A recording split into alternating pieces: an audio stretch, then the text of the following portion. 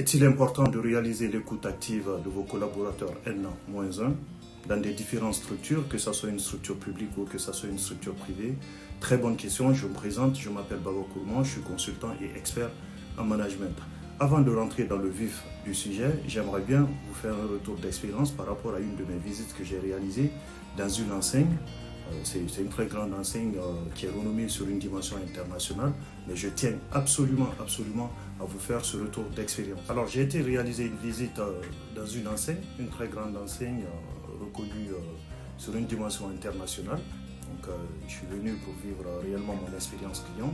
J'ai fait le tour, j'ai acheté ce que j'avais acheté, et en sortant de l'enseigne, en arrière-caisse, dans une espèce d'épicerie, avec plein de choses.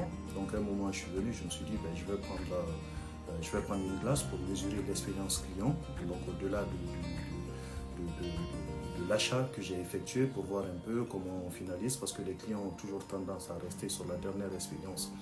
Donc je pars dans cette enseigne, je me suis dit, juste à côté, ils vendaient des glaces, je me suis dit, je vais prendre une glace.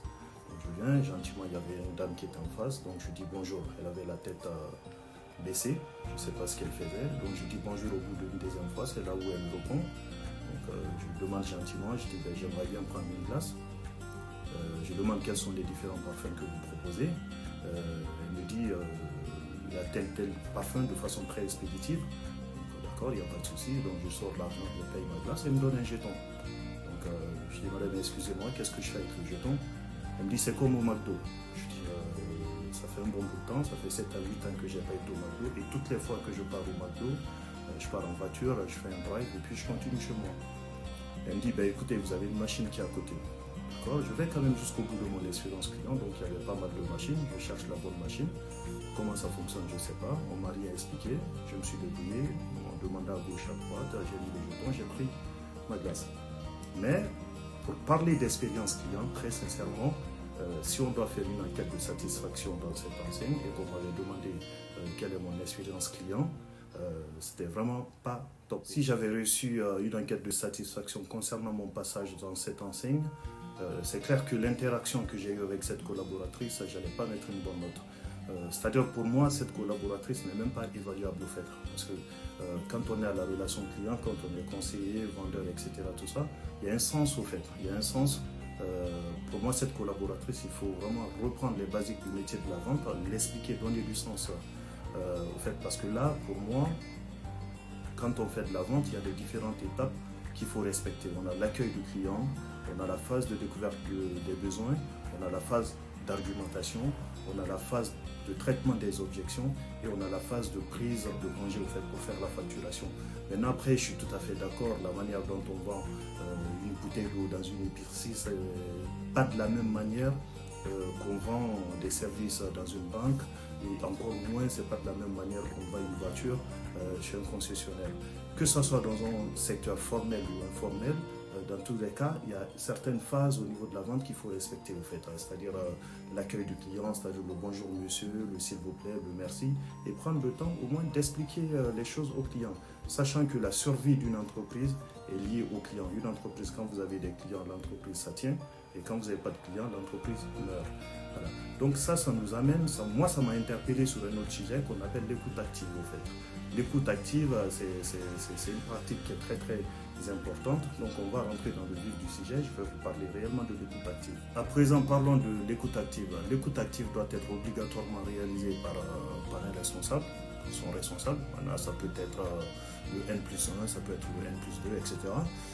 Et après, il faut savoir que c'est un acte qui consiste à écouter un collaborateur lors de l'exercice, lors de la vente ou lors de l'interaction avec le client. Donc c'est un acte qui permet d'écouter, de comprendre, d'interpeller et de répondre de manière réfléchie avec de l'empathie.